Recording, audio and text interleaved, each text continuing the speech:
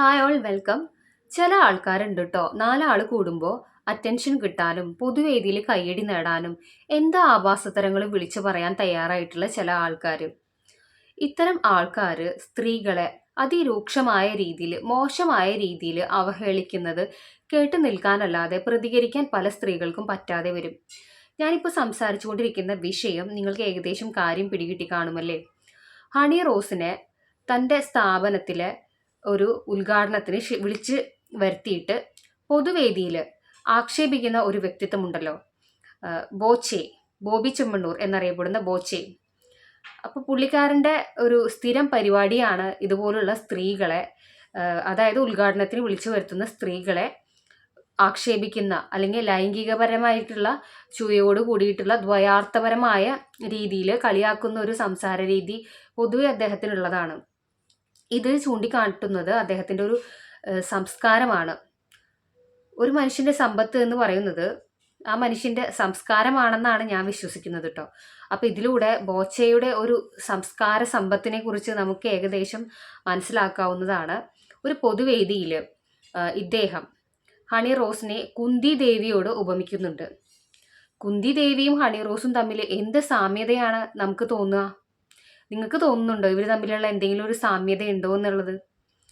അപ്പോൾ ഇയാൾ വെറുതെ സ്ത്രീകളെ കുറിച്ച് ദ്വയാർത്ഥപരമായി വെറുതെ ഓരോ ആക്ഷേപങ്ങൾ നടത്തുകയാണ്. അപ്പോൾ ഈ ഒരു സന്ദർഭത്തിൽ ഈ വീഡിയോ കണ്ടപ്പോൾ ഹണി റോസ് വളരെ വിഷമത്തോടു കൂടിയിട്ട് അവരുടെ ഫേസ് ചേഞ്ച് ആവുന്നുണ്ട് ഇത്തരത്തിലുള്ള ഒരു ആക്ഷേപ വാക്ക് കേൾക്കുമ്പോൾ. പക്ഷെ അതൊരു പൊതുവേദി ആയതുകൊണ്ടും പ്രതികരിക്കാൻ പറ്റാത്തൊരു സാഹചര്യം ആയതുകൊണ്ടും അവരത് പ്രതികരിച്ചില്ല.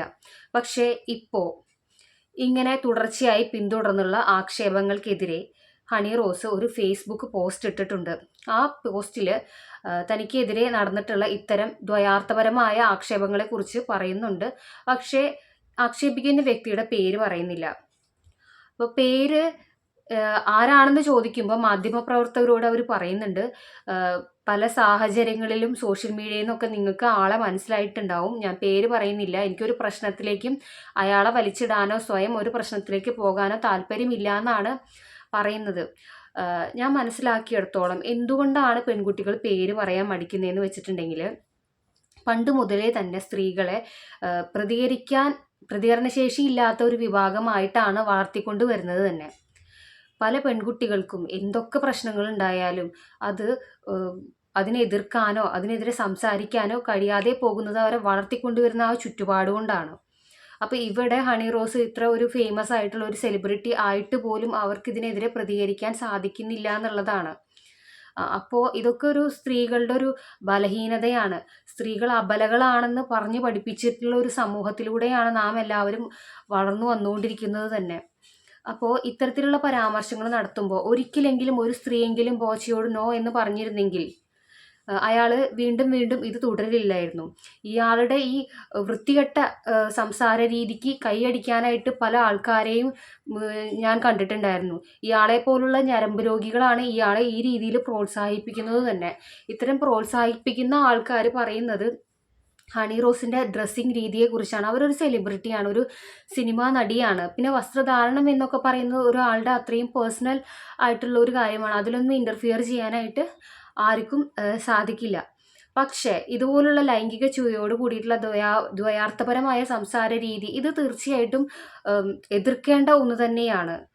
ഇപ്പോൾ ഇവരുടെ വീട്ടിലുള്ള, അതായത് ബോച്ചയുടെ വീട്ടിലുള്ള അമ്മയെയോ ഇയാളുടെ മകളെയോ ഈ രീതിയിൽ മറ്റ് ആരെങ്കിലും അധിക്ഷേപിക്കുകയാണെങ്കിൽ ഇവർ വായ പൊത്തി കേട്ടിരിക്കുമോ?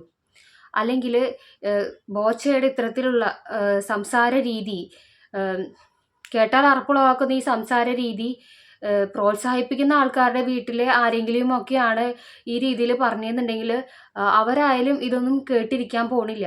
അത്രയും മോശമായ രീതിയിലാണ് അയാൾ സ്ത്രീകളെ കുറിച്ച് സംസാരിക്കുന്നത്. ഇത് ഓരോ സ്ത്രീകളും ഇതിനെതിരെ സംസാരിക്കേണ്ട ഒന്ന് തന്നെയാണ്. അല്ലെങ്കിൽ ഇയാൾ ഇത് തുടർന്നുകൊണ്ടേ തന്നെ ഇരിക്കും. അപ്പോൾ ഇനി ഒരിക്കലും ഒരു സ്ത്രീയെയും പൊതുവേദിയിൽ ആരും ഈ രീതിയിൽ അവരുടെ ശരീരത്തെ പറ്റി ആയാലും ഒരു രീതിയിലും മോശമായി സംസാരിക്കരുത്. അത് തെറ്റ് തന്നെയാണ്. ഇപ്പോൾ ഹണി റോസ് കേസുമായി മുന്നോട്ട് പോകാനുള്ള എല്ലാ വകുപ്പുകളുമുണ്ട്. ഇനിയും ഇതേ രീതിയിൽ ഈ വ്യക്തി ആക്ഷേപിക്കുകയാണെന്നുണ്ടെങ്കിൽ കേസുമായി മുന്നോട്ട് പോകുമെന്ന് തന്നെയാണ് ഹണി റോസ് പറഞ്ഞിരിക്കുന്നത്. എന്തായാലും ഈ ഒരു ഘട്ടത്തിലെങ്കിലും അവർ വന്ന് ഇതിനെതിരെ സംസാരിക്കാൻ കാട്ടിയ ആ ധൈര്യത്തിനെ നമ്മളിപ്പോൾ പ്രശംസിക്കുകയാണ്. ഇതെല്ലാ പെൺകുട്ടികൾക്കും ഒരു മാതൃകയാണ്. ഒരു തവണയെങ്കിലും നിങ്ങൾ ആരെങ്കിലും ഈ രീതിയിൽ മോശമായിട്ട് പറയുകയാണെന്നുണ്ടെങ്കിൽ സ്പോട്ടിൽ തന്നെ നോ, ഇതെന്നെ ചെയ്യരുത് എന്ന് പറയാനുള്ള ആ ഒരു ആർജവം ഓരോ പെൺകുട്ടികളും കാണിക്കണമെന്നാണ് എനിക്ക് പറയാനുള്ളത്. അപ്പോൾ വീഡിയോ ഇതുവരെയും കണ്ട് സപ്പോർട്ട് ചെയ്ത എല്ലാ പ്രിയപ്പെട്ടവർക്കും താങ്ക്